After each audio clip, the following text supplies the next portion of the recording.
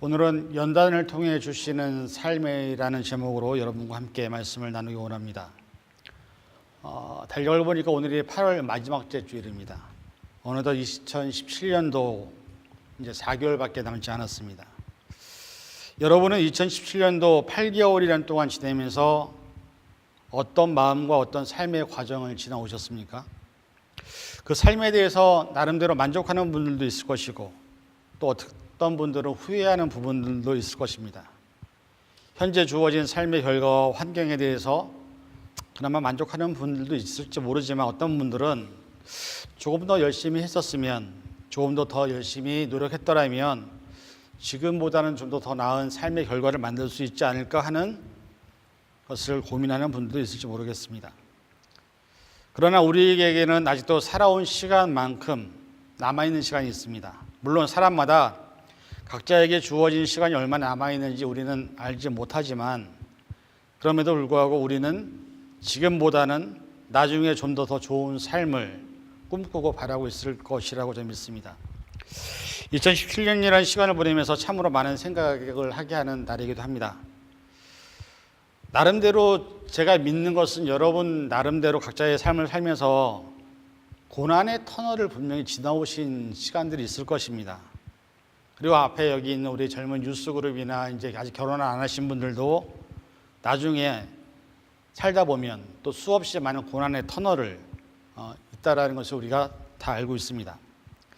사람이 세상에서 한 인생을 살아가면서 행복하고 즐거운 일만 있다면 얼마나 좋겠습니까?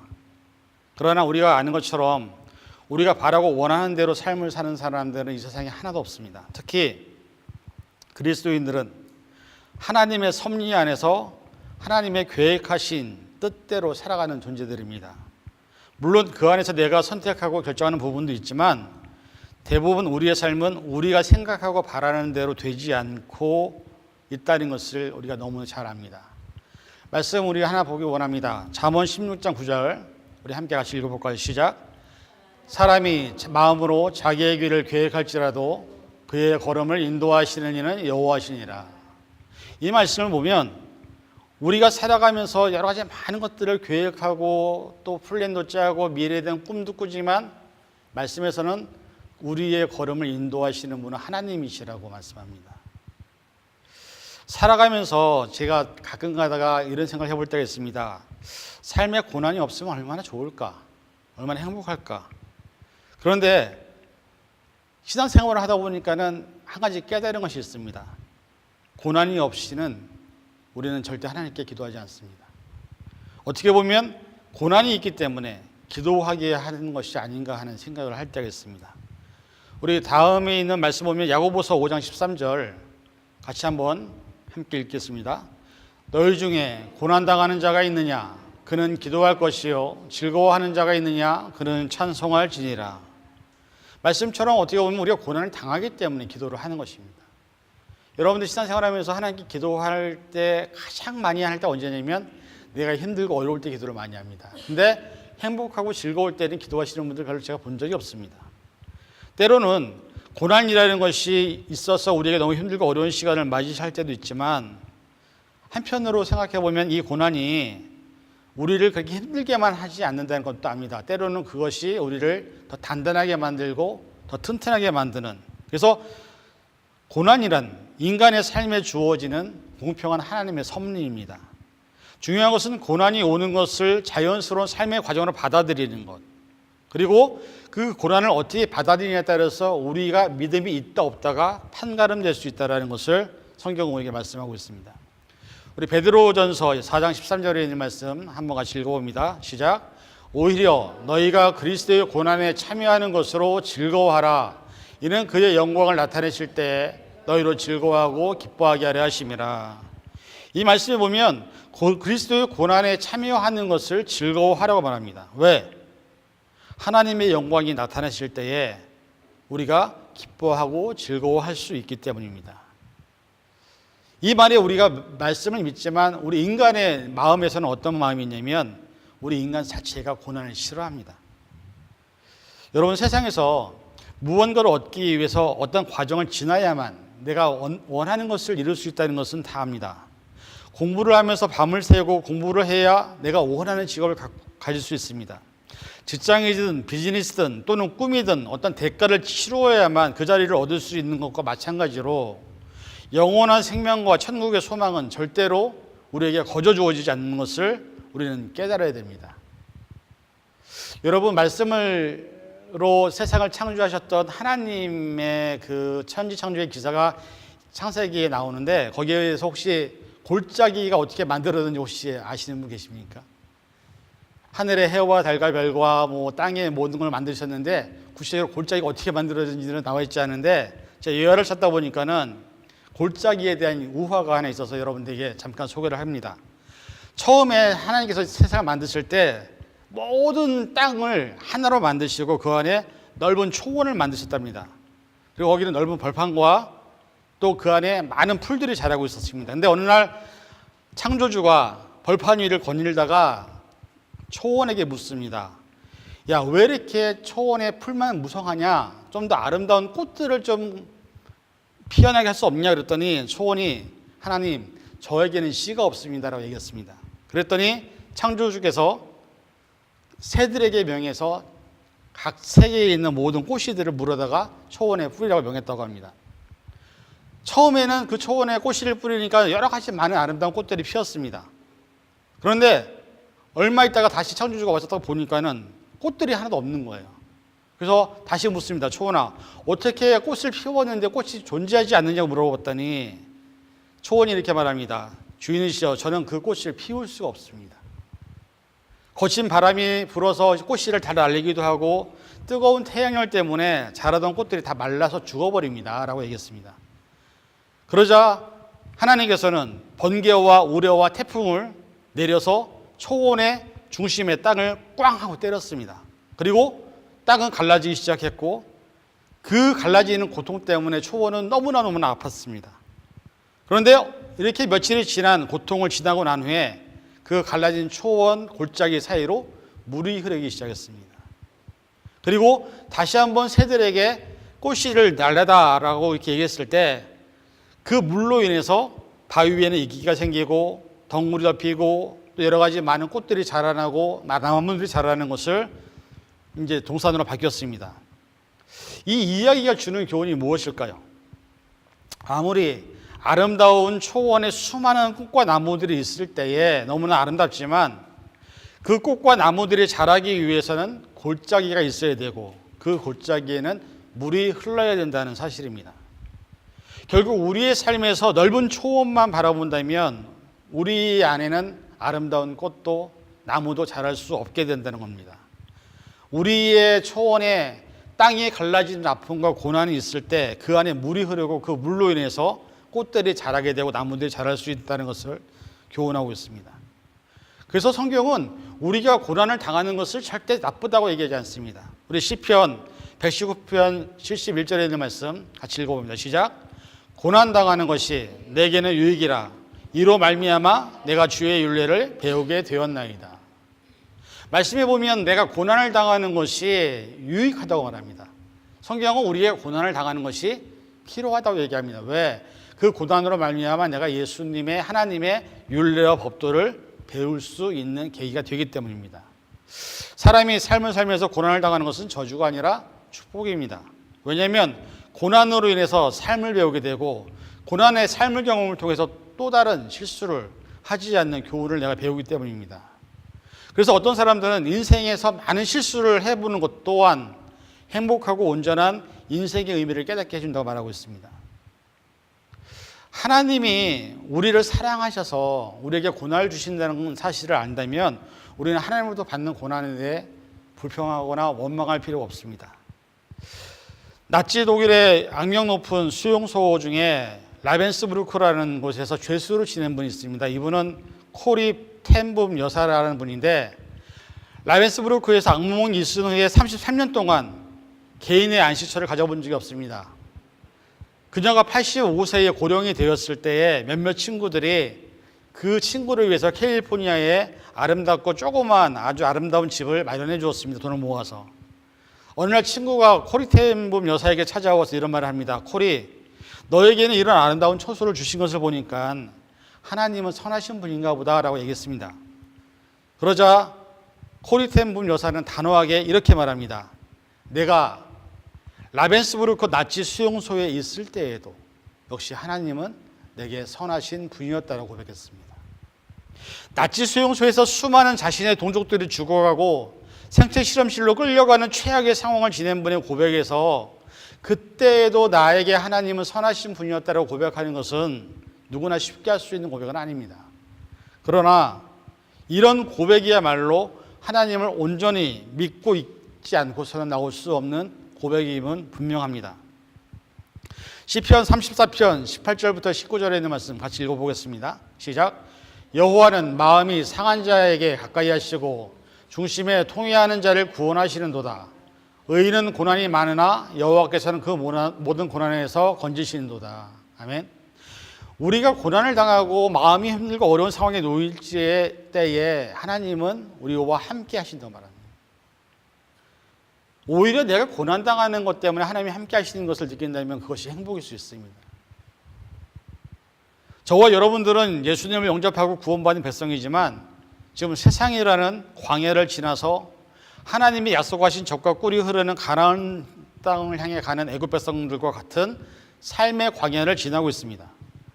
하지만 그들이 우리에게 보여준 것은 뭐냐면 광야에서 고난과 아픔과 역경이 조금만 있을 때마다 그들은 하나님 앞에 원망하고 불평하고 결국에는 광야에서 다 죽고 말았습니다. 하나님이 약속하신 가나안 땅에 들어가지 못하고 광야라는 곳에서 즉 세상에서 죽음을 맞이할 수밖에 없는 이스라엘 백성들의 삶을 통해서 우리는 배울 교훈이 있습니다. 우리가 어떤 상황이 있다 할지라도 우리는 원망과 불평을 해서는 안 된다는 겁니다. 하나님이 우리에게 주시는 고난은 우리를 위해 주시는 것입니다. 삶은 절대 쉽지 않습니다. 그러나 그 삶의 과정에는 어떤 사람에게는 건강에 고난이 있고요. 어떤 사람에게는 경제적인 고난이 있을 수 있고요. 어떤 사람에게는 인간관계 안에서 생기는 아픔과 상처가 있을 수 있고요. 어떤 사람에게는 사랑하는 사람과의 이별이 고난이 될 수도 있습니다. 수많은 세계에서 질병과 사고와 테러와 전쟁과 기근과 굶주림으로 많은 사람들이 고난의 터널을 지나가고 있는 것이 현실입니다. 그러나 그런 모든 과정은 우리의 삶을 빛나게 하고 우리의 삶을 더욱 튼튼하게 한다는 것을 깨닫는다면 우리에게 주어진 고난을 단지 원망과 불평으로만 대처해서는 안 된다는 것을 우리는 깨달아야 됩니다. 골로새서 1장 24절에 있는 말씀 같이 함께 보겠습니다. 시작. 너는 이제 너희를 위하여 받는 괴로움을 기뻐하고 그리스도의 남은 고난을 그의 몸된 교회를 위하여 내 육체에 채우노라. 우리가 고난을 내 몸된 교회와 내 육체에 채우는 것, 이것이 사실은 진정한 믿음의 모습입니다. 여러분, 진주가 어디서 생기죠? 조개 안에서 생기죠. 근데 혹시 그것이 어떻게 만드는지 아십니까? 조개가 쌀이 되게 부드러워요. 근데 조개가 바닥에 있다 보니까는 가끔 가다가 그 조개 안으로 모래알이 들어갑니다. 모래알이 들어가면 이 부드러운 조개살 속에서 이 모래알이 들어왔으니까 얼마나 그 살이 아프겠어요. 그런데 조개는 그 고통스러운 그 쓰리고 아픈 것들을 자기 몸에 꼭 가둡니다. 그리고 그 안에서 자기의 진액을 꽉꽉꽉 짜냅니다. 그리고 모래알을 싸고서 견디면서 그 고통을 참습니다. 한 해, 두 해, 세 해 이렇게 시간이 지나감에 따라서 그 모래알이 결국은 진주를 만드는 것입니다. 우리에게 고난이 있다는 것은 우리에게 참 진주가 생길 수 있다는 것을 의미합니다. 그래서 모든 사람들은 고난의 삶의 터널을 필요하다라고 이야기할 수 있어야 됩니다. 로마서 8장 18절에 있는 말씀 같이 읽어봅니다. 시작. 생각하건대 현재의 고난은 장차 우리에게 나타날 영광과 비교할 수 없도다. 우리가 고난을 당하지만 하나님은 우리에게 뭐라고 말씀하시냐면 장차 우리에게 나타날 영광과 비교할 수 없다. 우리가 당하는 고난이 힘들지만 그 고난은 영광에 비하면 아주 작다라고 얘기합니다. 이 사실을 믿는 사람들은요, 고난을 받아들일 때 아멘하고 감사할 수 있습니다. 여러분 그 유명한 말이 있습니다. 피할 수 없으면 어떻게 해라? 즐겨라. 이 말의 어원을 아십니까? 이 말은 미국의 심장 전문 의사인 로버트 엘리엇이라는 사람이 스트레스에서 건강으로 마음의 짐을 털고 건강한 삶을 사는 법이라는 책에서 쓴 글입니다. 이분은 이렇게 얘기합니다.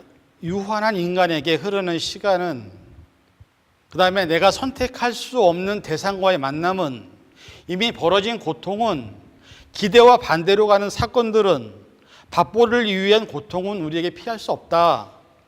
피할 수 없는 상황을 피하려고만 한다면 더 괴롭고 더 비겁해지고 더 추해진다.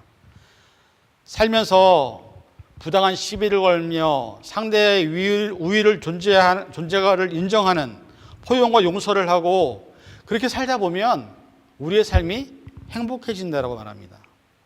다른 말로 말하면 우리가 어차피 살면서 고난을 당하는 것들에 대해서 피하거나 두려워하지 말라는 거죠.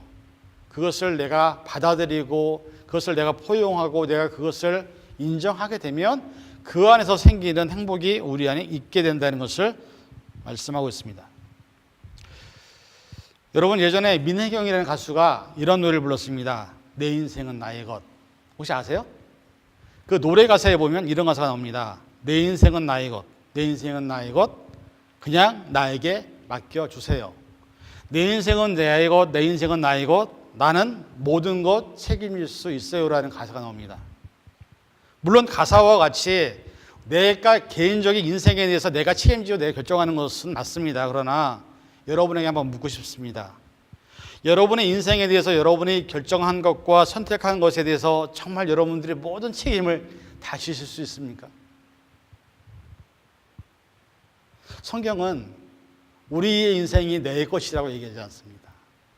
이사야 43장 1절에 있는 말씀 같이 한번 읽어보겠습니다. 잘 보십시오. 시작. 야곱아, 너를 창조하신 여호와께서 지금 말씀하시느니라. 이스라엘아, 너를 지으시니가 말씀하시느니라. 너는 두려워하지 말라. 내가 너를 구속하였고 내가 너를 지명하여 너를 불렀나니 너는 내 것이라. 성경은 우리가 내 인생은 나의 것이라고 하지 않습니다. 하나님이 나를 불렀고 구속하였고 지명하여서 우리는 하나님의 것이라고 얘기합니다. 그래서 하나님이 우리의 모든 인생을 어떻게 하신다고요? 책임을 지신다고 얘기하시는 겁니다. 우리는 유한한 존재입니다. 그래서 실수도 하고 때로는 후회도 하는 삶을 살아갑니다. 그래서 삶을 살면서 어떤 가치관과 어떤 기준으로 삶을 선택하고 결정하느냐에 따라서 실수할 수도 있고 후회할 수도 있지만 그렇지 않을 수도 있습니다. 그런데 하나님을 믿게 되면 우리는 실수도 후회도 하지 않는 삶을 선택할 수 있다고 말합니다. 민수기 23장 19절에 있는 말씀 같이 읽어봅니다. 하나님은 사람이 아니시니 거짓말을 하지 아니시고 인생이 아니시니 후회가 없으시도다. 어찌 그가 말씀하신 말을 행하지 않으시며 하신 말씀을 실행하지 않으시랴. 하나님은 후회도 없게 하시고 실수도 없게 하신다라는 거예요. 그 말씀대로 살 때. 근데 이 선택은 누가 하는 거냐? 우리가 하는 거예요. 저와 여러분이 하나님을 선택하느냐, 내 인생은 나의 것이라고 선택하느냐에 따라서 우리의 인생이 실수할 수도 있고 후회할 수도 있지만 실수하지 않을 수도 있고 후회하지 않을 수도 있다는 것을 성경은 말합니다. 우리의 삶에 주어진 고난의 터널은 하나님이 우리를 사랑하셔서 주신 것임을 믿으시기 바랍니다. 왜냐하면 하나님이 우리를 창조하셨기 때문에 여러분의 삶에 무엇이 가장 있어야 될지를 잘 아시는 분이 하나님이십니다. 그래서 현재 주시는 고난을 통해서 여러분의 미래를 준비하시라고 오늘 현재 우리에게 고난과 여러 가지 환경을 주시는 것입니다. 이 말씀을 깨달았던 믿음의 선지자들은 하나님이 주시는 고난에 대해서 두려워하거나 무서워하지 않았습니다. 오히려 감사함으로 그들은 하나님의 말씀에 순종했습니다. 베드로전서 3장 14절에 있는 말씀 같이 한번 읽어봅니다. 시작. 그러나 의를 위하여 고난을 받으면 복이 있는 자니 그들이 두려워하지 말며 근심하지 말고. 우리가 세상에 살면서 의를 위해서 고난을 받으면 복이 있다고 말합니다. 그래서 두려워하지 말라고 말합니다. 여러분, 오늘뿐 아니라 어쩌면 여러분의 삶이 앞으로도 여러 가지 하나님께서는 우리에게 필요한 고난을 주실 수 있습니다. 그러나 그것이 하나님의 사랑에서 주어진 것이라는 것을 깨닫는다면 우리에게 주어진 고난은 우리가 감사해야 될 것이고 기뻐해야 될 것이고 오히려 그렇게 우리가 삶으로 고백되어질 때 하나님은 여러분을 통해서 놀라운 일들을 하실 것입니다. 자, 여기 여자분들이 대부분 많으니까 한번 제가 여쭤볼게요. 이게 어떤 강의에서 교수님이 물어본 얘기인데 한번 여러분에게 여쭤보겠습니다. 대학교에서 어떤 교수님이 강의를 듣는 학생들에게 질문을 했습니다. 그리고 여러분들도 한번 제가 질문할 테니까는 대답을 한번 해보시기 바랍니다. 내가 사랑하는 사람이 있습니다. 그런데 어느 날 그 사람이 모든 재산을 다 잃어버렸습니다. 그리고 거지가 되었습니다. 파산을 맞았습니다. 그 사람에게는 재정적인 안정된 미래가 없습니다. 그렇다면 여러분들은 그 사람과 함께 영원히 사시겠습니까? 라고 물어봤어요. 이게 첫 번째 질문입니다. 내가 사랑하는 사람이 있는데 그 사람이 어느 날 파산을 해서 거지가 됐습니다. 홈리스가 됐습니다. 그 사람을 너무 사랑하는데 그 사람과 같이 갈 수 있을까라는 걸 질문 첫 번째. 두 번째 질문. 나에게 사랑하는 사람이 있습니다. 내 목숨까지 주어도 아깝지 않은 사람입니다. 그런데 어느 날 생각지 않은 사고나 질병을 선고받아서 이 사랑하는 사람이 평생토록 침대에만 누워 있어야 되는 상황이 생겼습니다. 자, 그렇다면 나는 그 사람을 사랑하기 때문에 그 사람의 곁에서 평생토록 병수발을 들면서 항상 그 사람과 함께 살 수 있겠습니까? 라고 물었습니다. 자, 두 가지 질문에 대해서 여러분 어떻게 대답하시겠습니까? 첫 번째 질문. 자, 재산이 없는 미래가 불안전한 사람, 그 사람과 평생 같이 할 수 있겠습니까? 어떠세요?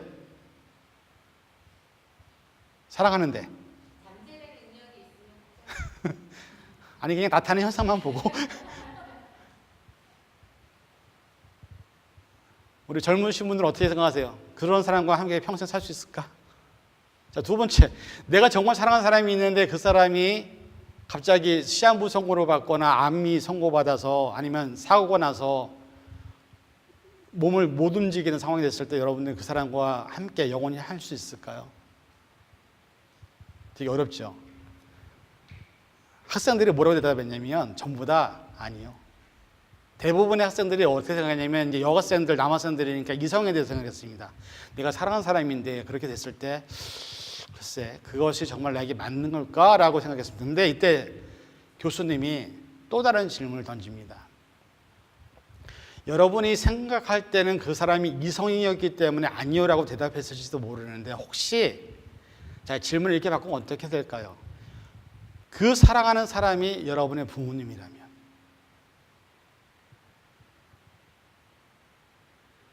어느 날 갑자기 우리 아버지가 파산이 된 거예요. 재산을 다 잃어버린 거예요.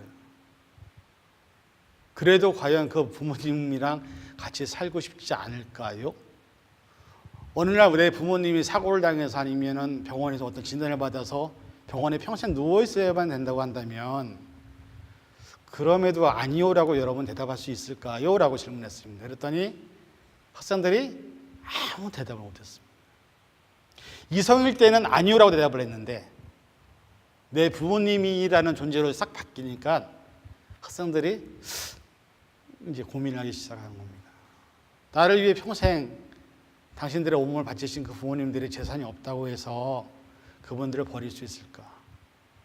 나를 위해서 평생 몸을 바쳤던 그분들이 몸이 아프다는 이유 하나 때문에 내가 부모님을 버리고 나 혼자 룰루랄라 살 수 있을까? 라고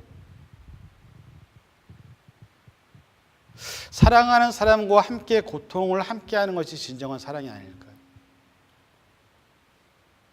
우리는 너무나 이기적인 사랑을 합니다. 나만 편하면 되고 나만 좋으면 됩니다.